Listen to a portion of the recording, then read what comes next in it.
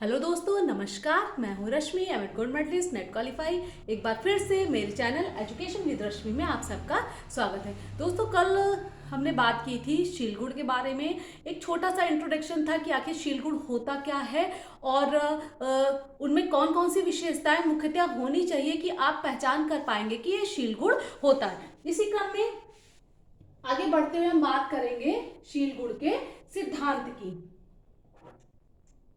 आज हम बात करेंगे शीलगुड़ का सिद्धांत। ठीक है, शीलगुड़ के जहां सिद्धांत की बात आती है वहां पर सबसे पहले अगर किसी का नाम आता है तो नाम आता है आलपोर्ट का। ठीक है, शीलगुड़ के सिद्धांत में सबसे पहले आलपोर्ट का नाम आता है। तो आज के जो हमारा जो सेशन रहेगा वो आलपोर्ट के सिद्धांत से ही संबंधित रहेगा। ठीक, सबसे पहले हम बात करेंगे कि आलपोर्ट ने क्या कहा। इन्होंने सीधे सीधे सबसे इससे पहले आपने प्रकार सिद्धांत व्यक्तित्व का पढ़ा और फिर मनोविश्लेषणात्मक सिद्धांत पढ़ा। तो ये शीलगुड़ सिद्धांत के जो समर्थक थे आलपोर्ट, इन्होंने क्या कहा कि व्यक्ति के व्यक्तित्व की संरचना जो होती है ना तो प्रकार से होती है, यानी कि किसी व्यक्ति के शारीरिक गठन या किस टाइप का उसकी शारीरिक बनावट है इसको देखकर व्यक्ति के व्यक्तित्व का निर्माण नहीं होता, और ना ही ये मनोविश्लेषण सिद्धांत के पक्षधर थे। ठीक है, तो इन्होंने क्या किया कि इन्होंने सीधा सीधा काम किया किस पर, ट्रेड्स पर, यानी कि शीलगुड़ों पर। और इन्होंने बताया अपने सिद्धांत में कि व्यक्ति का जो व्यक्तित्व है, एक समूचा जो व्यक्तित्व है वो छोटे छोटे शीलगुणों से मिलकर बना हुआ है। तो इस क्रम में इन्होंने सबसे पहले क्या किया था कि इनके एक सहयोगी हुए थे आर्डवर्ड। ठीक है, इनके सहयोगी थे आर्डवर्ड, जिनके साथ इन्होंने क्या किया कि शीलगुड़ों की पहचान करने के लिए 18,000 शब्दों का चुनाव किया। किसका चुनाव किया? 18,000 शब्दों का चुनाव किया। ठीक है, फिर उनमें से इन्होंने जब इनका विश्लेषण किया, इन शब्दों का विश्लेषण किया, तो इस क्रम में इन्होंने कुछ शब्द इनको मिले समानार्थी। ठीक है, समानार्थी यानी कि जिनका समान अर्थ होता है। दो तीन शब्द ऐसे कि जिनका आप इसको पेन भी कह सकते हो, कलम भी कह सकते हो, ठीक है, लेखनी भी कह सकते हो। इस तरीके से कुछ समानार्थी शब्द इनको मिले और कुछ शब्द ऐसे मिले जो अर्थहीन थे, यानी कि जिनका कोई मतलब नहीं था। उन सारे शब्दों को निकालते हुए लगभग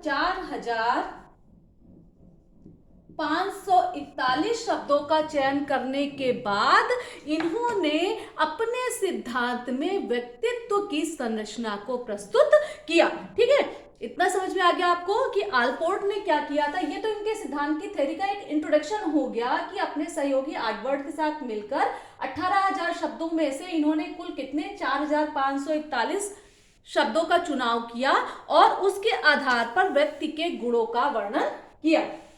अब आलपोर्ट ने क्या बताया कि अपने सिद्धांत में बताया कि जो व्यक्ति होता है उसमें दो तरीके के शीलगुण पाए जाते हैं। ठीक है, एक तो होता है सामान्य शीलगुण, सामान्य शीलगुण, और दूसरा इन्होंने क्या बताया, व्यक्तिगत शीलगुण, व्यक्तिगत शीलगुण। ठीक है, पहला जो इन्होंने क्या बताया, सामान्य शीलगुण। तो सामान्य शीलगुण के बारे में अगर हम बात करें तो ये लगभग सभी व्यक्तियों में, यानी अधिकांश की बात की जाए तो अधिकांश व्यक्तियों में सामान्य शीलगुण पाए जाते हैं। इसके बारे में इन्होंने केवल और केवल इतना ही डिस्क्रिप्शन दिया, इतना ही इसको डिफाइन किया। लगभग हर एक व्यक्ति में सामान्य शीलगुण पाए जाते हैं। अब यहाँ पर जो व्यक्तिगत शीलगुण थे, व्यक्तिगत शीलगुणों को इन्होंने तीन भागों में बांटा। पहला प्रमुख शीलगुण, प्रमुख शीलगुण, या फिर इनको आप कार्डिनल टेंडेंसी या कार्डिनल प्रवृत्तियां भी कह सकते हैं। ठीक है, इसका हिंदी में भी नाम कार्डिनल मिल जाएगा, कार्डिनल। ठीक है, तो सबसे पहला जो इन्होंने बताया, इसका प्रकार बताया, वो बताया प्रमुख शीलगुण या कार्डिनल टेंडेंसी या कार्डिनल प्रवृत्तियां। दूसरा केंद्रीय प्रवृत्ति, केंद्रीय प्रवृत्ति यानी कि सेंट्रल टेंडेंसी, ठीक है। और तीसरा इन्होंने बताया गौड़ प्रवृत्ति। तीसरा क्या बताया? गौड़ प्रवृत्ति, ठीक है। तो अब जो क्वेश्चनिंग होती है एग्जाम में उन पर हम बात करेंगे और इन तीनों को बहुत अच्छे तरीके से समझेंगे, ठीक है। सबसे पहले तो ये दो नाम आपको याद रखने हैं कि आलपोर्ट ने अपना जो शील गुण का सिद्धांत दिया था उसमें शील गुणों को दो भागों में बांटा था। एक तो जो प्रत्येक व्यक्ति में पाया जाता है वो सामान्य शील गुण था, और जो व्यक्ति विशेष में विशेषताएं पाई जाती, व्यक्तिगत यानी कि हर व्यक्ति में कुछ गुण अलग अलग होते हैं, ठीक है। उनके आधार पर इन्होंने व्यक्तिगत शील गुणों को कितने भागों में बांटा था? 3 गुणों में बांटा था।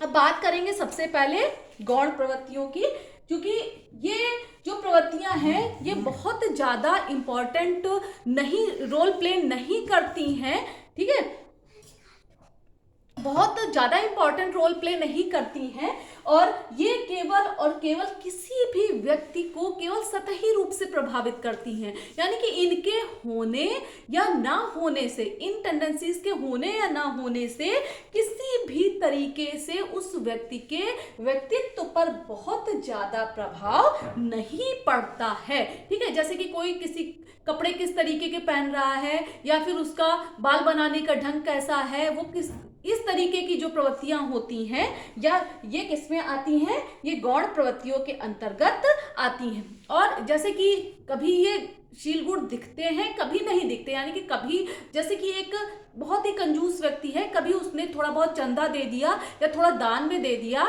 तो कभी ये दिखते नहीं दिखते, लेकिन इनका हमारे व्यक्तित्व पर बहुत ज्यादा प्रभाव नहीं पड़ता है। अब हम बात करेंगे केंद्रीय प्रवृत्तियों की। तो केंद्रीय प्रवृत्तियां ये कुछ हद तक व्यक्ति के व्यक्तित्व के निर्माण में सहायक होती हैं, और इनकी जो संख्या होती है, हमेशा याद रखिएगा, केंद्रीय प्रवृत्ति की संख्या 1, 2 से क्या होती है?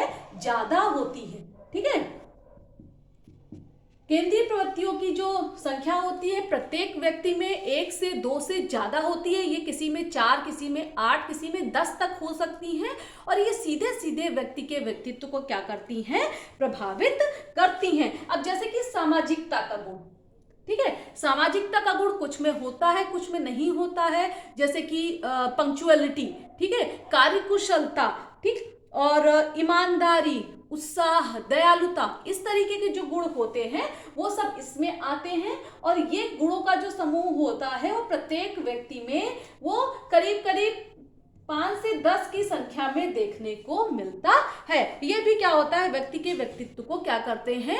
ये प्रभावित करते हैं, ठीक है। इनके आधार पर व्यक्ति के व्यक्तित्व का निर्धारण किया जा सकता है।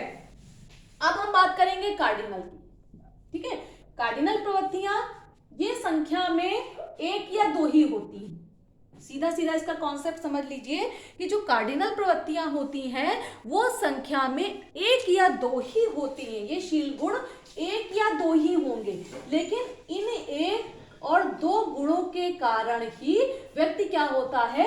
उसको अपने समाज में प्रसिद्धि मिल जाती है। यानी कि इन्हीं 1 या 2 गुणों के कारण लोग उनको जानने लगते हैं, चाहे वो गुण अच्छा हो या बुरा हो, उसी 1 या 2 गुण के कारण व्यक्ति समाज में पहचाने लगते हैं। और इसमें जो एग्जाम्पल है वो बुक्स में आपको बहुत ही सारी बुक्स में लगभग 2 एग्जाम्पल आपको मिलते जुलते मिलेंगे। एक तो महात्मा गांधी का, महात्मा गांधी की अहिंसा, ठीक है, और दूसरा एग्जाम्पल जो आपको लगभग सभी किताबों में मिलेगा, किसका मिलेगा? हिटलर का, ठीक है। क्योंकि ये ऐसे व्यक्ति थे, महात्मा गांधी का जो अहिंसा का गुण था, एक शील गुण के कारण उनको क्या हो गई थी? इतनी ज्यादा प्रसिद्धि मिली थी कि आज भी लोग जहां पर अहिंसा की बात आती है वहां पर महात्मा गांधी का नाम जरूर लिया जाता है, और जहां पर महात्मा गांधी की बात आएगी वहां पर अहिंसा जरूर, इस अहिंसा का नाम लिया जाता है। जैसे कि हिटलर की क्या प्रसिद्धि थी? तानाशाही,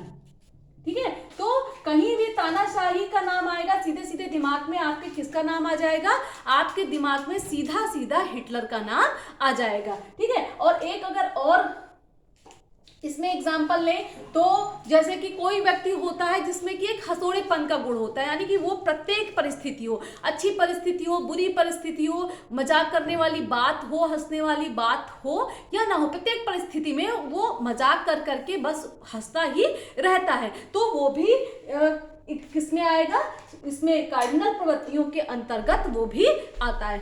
ठीक है, तो ये तीनों आपके क्लियर हो गए होंगे और ये सभी व्यक्तियों में लगभग पाए जाते हैं, लेकिन इनका व्यक्तित्व से ज्यादा कोई संबंध नहीं होता। ये इनकी संख्या प्रत्येक व्यक्ति में 1-2 से ज्यादा हो सकती है, 5-10 तक हो सकती है और ये सीधे सीधे व्यक्तित्व को प्रभावित करते हैं। और ये लगभग अधिकांश का मतलब है कि 100% नहीं, लेकिन ज्यादातर व्यक्तियों में केंद्रीय प्रवृत्तिशील गुण, केंद्रीय प्रवृत्तियां पाई जाती हैं। और कार्डिनल प्रवृत्तियां ये हर व्यक्ति में नहीं पाई जाती, समाज के 1 या 2 लोग या फिर कह लीजिए कि कुछ लोग। ठीक है, यहां पर हमने इस्तेमाल किया अधिकांश और यहां पर इस्तेमाल करेंगे कुछ लोगों में ही ये पाई जाती है। ठीक है, और जिन लोगों में ये पाई जाती हैं वो लोग उन्हीं चीजों के लिए, उन्हीं गुणों के लिए क्या उनको प्रसिद्धि मिल जाती है और वो उन्हीं शील गुणों के कारण क्या होता है, समाज में फेमस हो जाते हैं। ठीक है, अब बात करते हैं कि जैसे कि इसमें हमने शील गुणों के कुछ आपको एग्जाम्पल दिए। ठीक है, जैसे क्या एग्जाम्पल दिया कि सामाजिकता, ईमानदारी, कार्यकुशलता, लेकिन इसमें बात ये देखनी है कि जरूरी नहीं है कि प्रत्येक व्यक्ति में ये केंद्रीय प्रवृत्ति ही हो।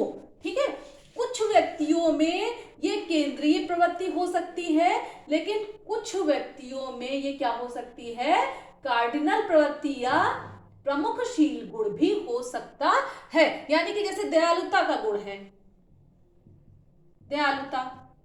ठीक है, यहाँ पर व्यक्ति दिखा रहा है, लेकिन एक व्यक्ति इतना ज्यादा दयालु है, उसमें केवल दयालुता का गुण है, वो उसी के कारण क्या हो गया, प्रसिद्ध हो गया। ठीक है, इसमें व्यक्ति के साथ दयालुता के साथ और भी शील गुण शामिल हैं। ठीक, अब जैसे महात्मा गांधी का जो अहिंसा का शील गुण था वो इतना ज्यादा प्रबल था उनमें कि उसके कारण उनको प्रसिद्धि मिल गई, जबकि कुछ व्यक्तियों में क्या हो सकता है, ये दयालुता, अहिंसा का जो गुण है वो केंद्रीय प्रवृत्ति के रूप में भी हो सकता है, और केंद्रीय प्रवृत्ति में होगा तो उसके साथ, अहिंसा के साथ और भी शील गुणों का समावेश होगा। ठीक है, इतना आपको समझ में आ गया। ठीक है, तो ये तो था जो आलपोर्ट ने शील गुण के प्रकार बताए थे।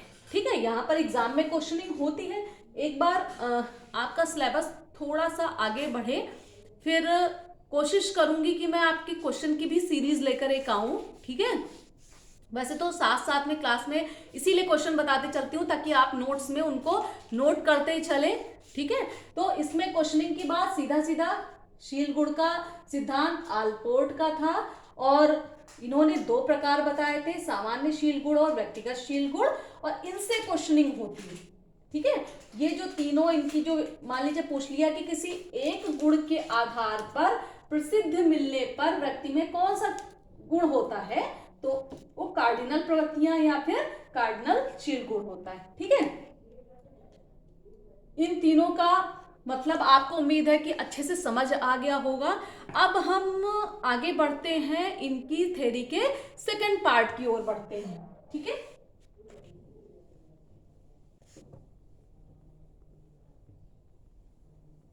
तो इनकी थ्योरी का जो सेकंड पार्ट है वो उसकी तरफ हम बढ़ते हैं कि कल हमने जब शील गुणों की विशेषताएं बताई थी तो उसमें एक शब्द हमने इस्तेमाल किया था, संगतता। ठीक है, कल एक वर्ड इस्तेमाल किया था, एक शब्द इस्तेमाल किया था, संगतता। ठीक है, कि शील गुणों की पहचान कैसे करेंगे कि सबसे पहला उसमें गुण होना चाहिए क्या, संगतता का। संगतता यानी कि निरंतरता। ठीक है, कोई गुण जिसको व्यक्ति निरंतर दिखा रहा है, निरंतर प्रदर्शित कर रहा है, वो क्या कहलाएगी, संगतता, संगतता कहलाएगी। ठीक है, तो अब इसमें हम आगे बढ़ेंगे अब इसके बारे में हम थोड़ा सा क्लियर करेंगे कि यहाँ पर किस तरीके की क्वेश्चनिंग इसको लेकर एग्जाम में की जाती है। ठीक है, इसकी क्वेश्चनिंग किस तरीके से एग्जाम में की जाती है, तो हम बात करेंगे कि संगतता को एक शब्द इनके सिद्धांत का बहुत ही ज्यादा पूछा जाता है, प्रोप्रियम। ठीक है, इसको नोट कर लीजिए आप लोग, प्रोप्रियम। ठीक है, इनकी थ्योरी में एक वर्ड बहुत ज्यादा यूज किया जाता है, प्रोप्रियम। और ये कहां से आया? संगतता का जो कॉन्सेप्ट है वहीं से ये वर्ड निकल कर आ रहा है, प्रोप्रियम, जो कि किससे बना है? लैटिन वर्ड, एक लैटिन वर्ड है जिसे प्रोप्रियस कहते हैं।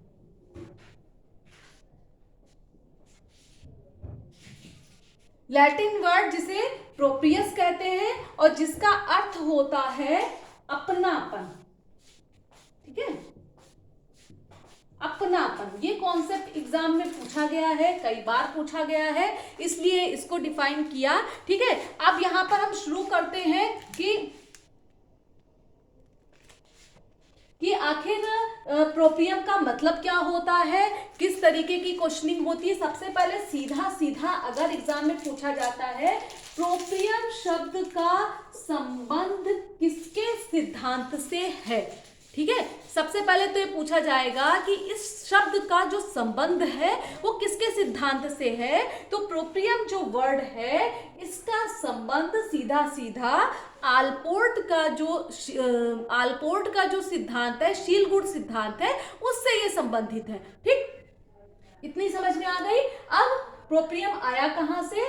लैटिन वर्ड प्रोप्रियस से बना है, जिसका अर्थ होता है अपनापन।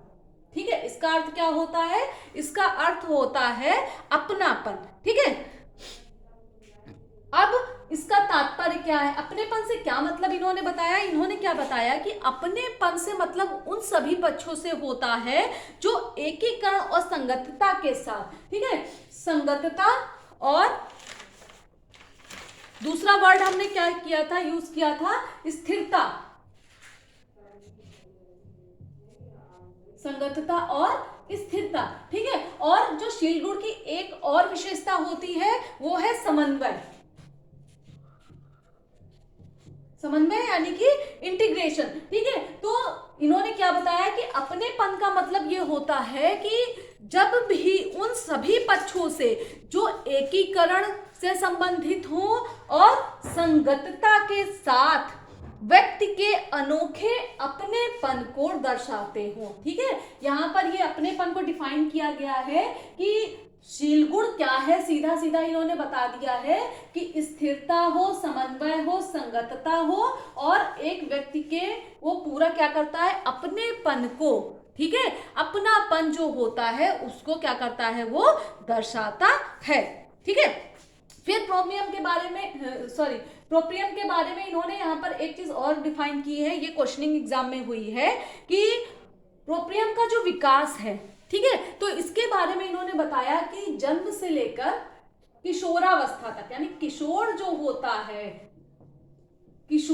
होता है उसमें प्रोप्रियम का पूरा विकास हो चुका होता है। यानी कि शैशवावस्था से या फिर जन्म से लगा लीजिए, जन्म से लेकर किशोरावस्था तक की इन्होंने 7 अवस्थाएं बताई, और इन 7 अवस्थाओं में ही प्रोप्रियम का विकास यानी कि जो अपनापन होता है व्यक्ति में उसका विकास होता है। ठीक है, यहां से क्वेश्चनिंग होती है कि आलपोर्ट ने जो प्रोप्रियम का कॉन्सेप्ट बताया उसका विकास कितनी अवस्थाओं में होता है। ठीक है, तो उसका विकास 7 अवस्थाओं में होता है, और उसकी अंतिम अवस्था कौन सी है? किशोरावस्था है, यानी कि किशोरावस्था तक पहुंचते पहुंचते बच्चे में उसका विकास हो चुका होता है। ठीक है, अब इनकी जो 7 अवस्थाएं हैं इनका जो नाम है वो मैं लिख रही हूं, आप स्क्रीनशॉट ले लीजिए आराम से। ठीक है,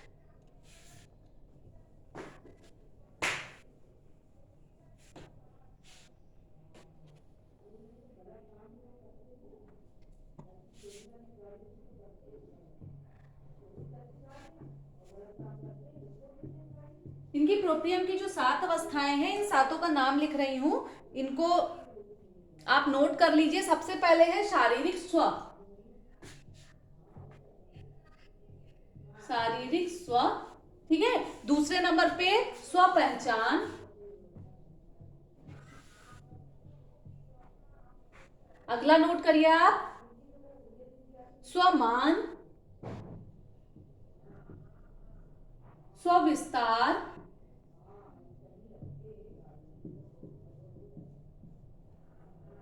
अगला है स्वप्रतिमा,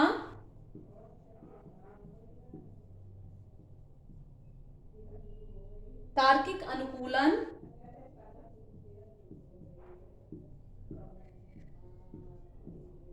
और लास्ट में है उपयुक्त प्रयास।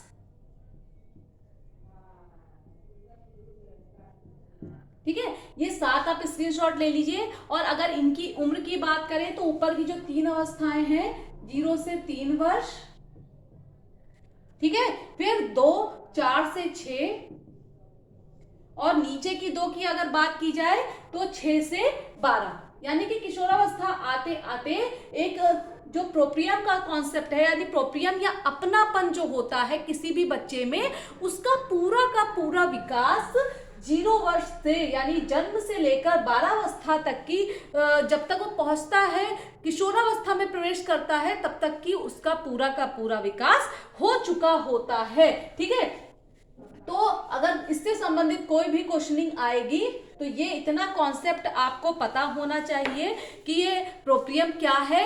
ठीक है, तो सबसे पहले क्लियर कर दिया है कॉन्सेप्ट कहाँ से आया। तो प्रोप्रियम का जो कॉन्सेप्ट है वो आलपोर्ट की शीलगुण सिद्धांत से या ट्रेड थ्योरी से निकल कर आया, जिसका मतलब होता है अपनापन। ठीक है, और अपनापन का मतलब क्या है कि जो शीलगुण की जो विशेषताएं हैं, ठीक है, उन विशेषताओं के आधार पर एक निश्चित आयु का मतलब कि देखिए 0 से 12 वर्ष के बीच में सारा विकास हो गया।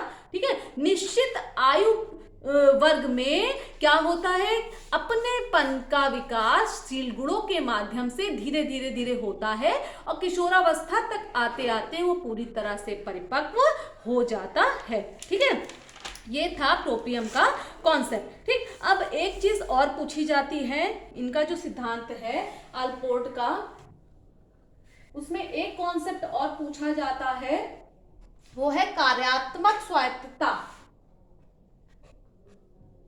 कार्यात्मक स्वायत्तता। जब एनटीए नेट के एग्जाम में या फिर कोई भी एग्जाम है एजुकेशन से संबंधित, पहले तो अगर मान लीजिए कि आपका मेमोरी बेस्ड पेपर है जैसे कि पीजीटी टाइप का या फिर जीआईसी का, तो उसमें सीधा सीधा आपका पूछ लेंगे कार्यात्मक स्वायत्तता का कॉन्सेप्ट किसका है। ठीक है, कार्यात्मक स्वायत्तता यानी कि फंक्शनल ऑटोनॉमी, इसका कॉन्सेप्ट किसका है, सीधा सीधा आपको याद रखना है जीडब्ल्यू आलपोर्ट का है। कहां से आया, जीडब्ल्यू आलपोर्ट के शीलगुण के सिद्धांत में आया। ठीक है, फिर अगर आगे बात करते हैं कि अगर थोड़ा सा क्वेश्चनिंग हार्ड होती है तो ये मैच द क्वेश्चन यानी कि जोड़े मिलाओ, उसमें 3-4 राइटर के नाम दिए हैं, उनके कॉन्सेप्ट दिए हुए हैं, कौन किससे संबंधित है उसको ढूंढना होता है। ठीक है, वहां पर एनटीए नेट के एग्जाम में मैच द कॉलम में इसकी क्वेश्चनिंग ज्यादा होती है। तो सीधा सीधा कार्यात्मक स्वायत्तता जीडब्ल्यू आलपोर्ट से संबंधित है, और इसका मतलब क्या होता है कि जो व्यक्ति जो होता है वो, चूंकि इनका जो सिद्धांत था उसमें एक चीज और आप ध्यान रखिएगा कि ये वर्तमान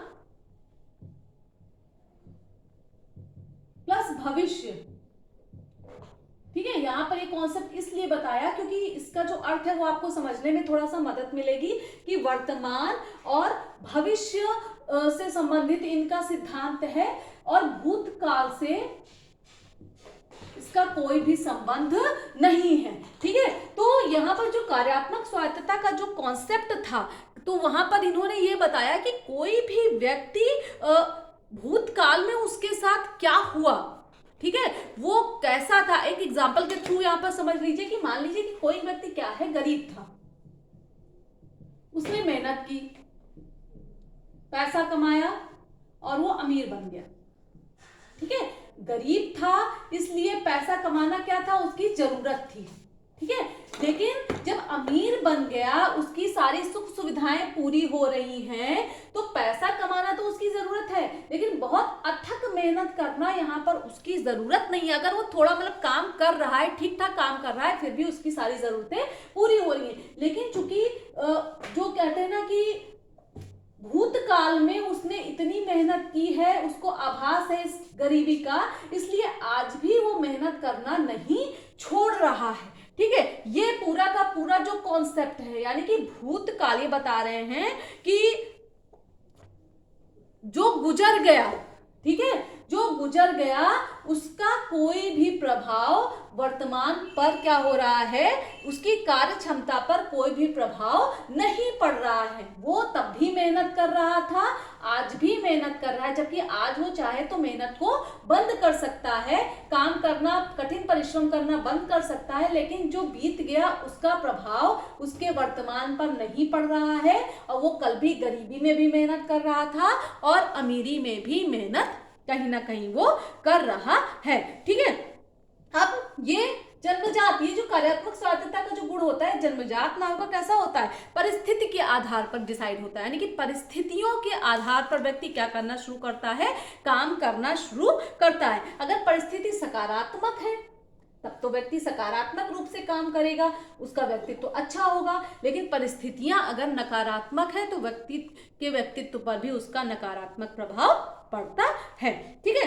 तो ये कॉन्सेप्ट आपको समझ में आ गया होगा कि इसका जो भूतकाल की जो परिस्थितियां थी, भूतकाल का जो भी कह लीजिए जो बीत चुका है, गत जो अनुभूतियां उसने प्राप्त की, उनका उसके वर्तमान और उसके भविष्य पर कोई भी प्रभाव नहीं पड़ता। अगर यहाँ पर क्वेश्चनिंग की जाए कि जो इनका जो सिद्धांत था आलपोर्ट का, वो किससे संबंधित है, भूतकाल, वर्तमान काल, भविष्य काल, या 2 और 3 दोनों, ठीक है, ये नोट कर लीजिए। इनका सिद्धांत वर्तमान और भविष्य की बातों पर ज्यादा से ज्यादा जोर देता है, ठीक। अब हम बात करते हैं इनके सिद्धांत के गुण की।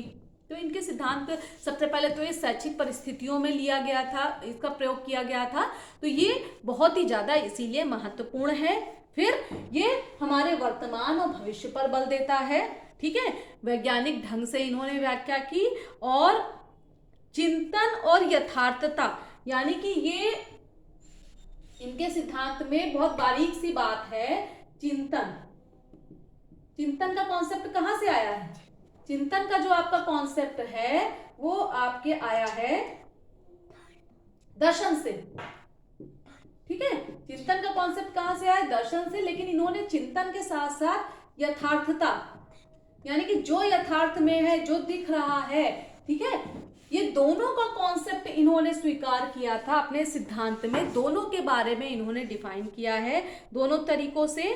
और अगर हम बात करें इनके सिद्धांत के दोषों की, तो पहला जो इनका गुण था कि इन्होंने क्या किया कि वर्तमान और भविष्य पर बल दिया, ठीक है। यहाँ पर कुछ मनोवैज्ञानिकों ने क्या इन पे सवाल उठाया कि अगर मान लीजिए आज के समय में किसी भी व्यक्ति के व्यक्तित्व का अध्ययन करना है, तो जब तक कि हम उसके भूतकाल में नहीं जाएंगे, भूतकाल की समस्याओं को या उसके पर्सनालिटी को नहीं जानेंगे कि पहले वो किस तरीके का था, तो आज हम उसके व्यक्तित्व का अध्ययन नहीं कर पाएंगे। ये इनके सिद्धांत के बारे में कुछ लोगों ने अपनी राय दी है, ठीक है। फिर बताया कि ये जो सिद्धांत था वो सामान्य व्यक्ति, याद रखिएगा कि इनका सिद्धांत सामान्य व्यक्तियों का सिद्धांत था, असामान्य व्यक्तियों के बारे में इन्होंने अपने सिद्धांत में कुछ भी नहीं बताया, ठीक। फिर इन्होंने क्या बताया कि कार्यात्मक स्वायत्तता का जो कॉन्सेप्ट दिया था ये कहीं से भी साइंटिफिक नहीं है, ठीक है, इसमें कोई भी वैज्ञानिकता नहीं है, सीधे सीधे मनोवैज्ञानिकों ने कहा। लेकिन फिर भी बहुत सारी त्रुटियां होने के बाद भी आज भी हम आलपोर्ट का सिद्धांत पढ़ते हैं, इनका शीलगुण का सिद्धांत पढ़ते हैं, ये इम्पोर्टेंट है। और इनके प्रकार, इनका जो प्रोप्रियम का कॉन्सेप्ट है, इनका जो कार्यात्मक स्वायत्तता या फिर फंक्शनल ऑटोनॉमी का कॉन्सेप्ट है, एग्जाम में पूछा जाता है। बिल्कुल घोलकर इसको आपको पी जाना है। उम्मीद है कि आज की क्लास आपको समझ में आई होगी।